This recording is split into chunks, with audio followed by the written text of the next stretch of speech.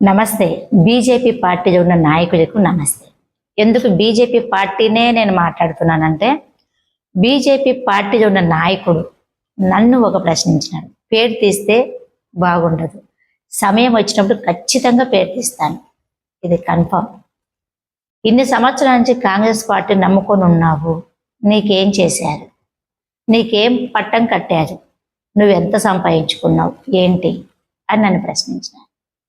నేను ఒక BJP party కాదు, 3 పార్టీలకు నేను వేసే జవాబు ఒకటే. నేను చెప్పేది, పార్టీ అంటే సంపాదించుకోవడం కాదు, పార్టీ అంటే కబ్జా చేసుకోవడం కాదు, పార్టీ అంటే నిరుపేదలను మోసం చేసేది కాదు, పార్టీ అంటే అందరం ఎక్కేది కాదు.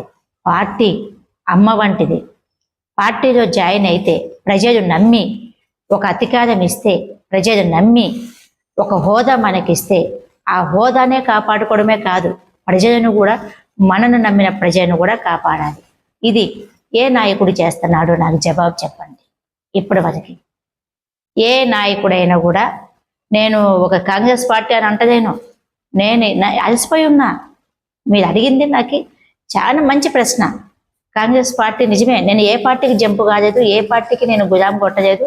కాంగ్రెస్ పార్టీ అమ్మ లాంటిదని చెప్పేసి నా నమ్మకం, నేను నమ్మిన పార్టీ నాకు న్యాయం చేసిందా అన్యాయం చేసిందా అది పక్కన పెట్టండి. కష్టపడే శక్తి నా కాడ ఉంది. ఈరోజు నాకు ఆపదంటే కొన్ని వేల మంది నా ఎంట ఉన్నారు.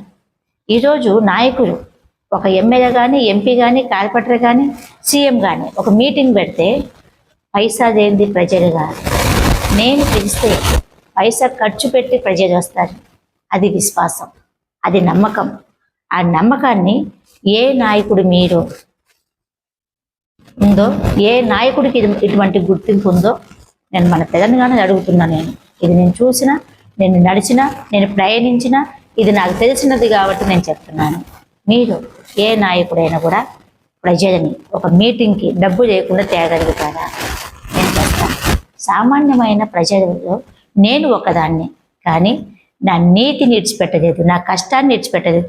ఈరోజు నాకు తిననీకి లేకపోయినా, ఆర్థికంగా నేను దెబ్బతిన్నా కూడా, రోజుకు 10 మందికైనా కూడా నేను చేసే నా వ్యాపారంలో నా వంతు సహాయం నేను చేస్తున్నా, ఫుడ్ పెడుతున్నా.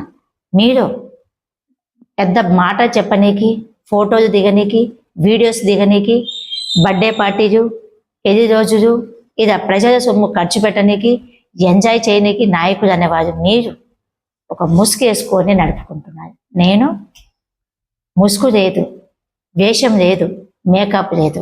సామాన్యమైన ఒక వ్యక్తిగా నా కష్టాన్ని నేను కష్టపడుతూ ప్రజలు నేను ఒకదానిగా బ్రతుకుతున్నా. ఇంతకు మించిన సంతోషం ఇంకేం కావాలి? ఆలోచించండి. ఉంటాను.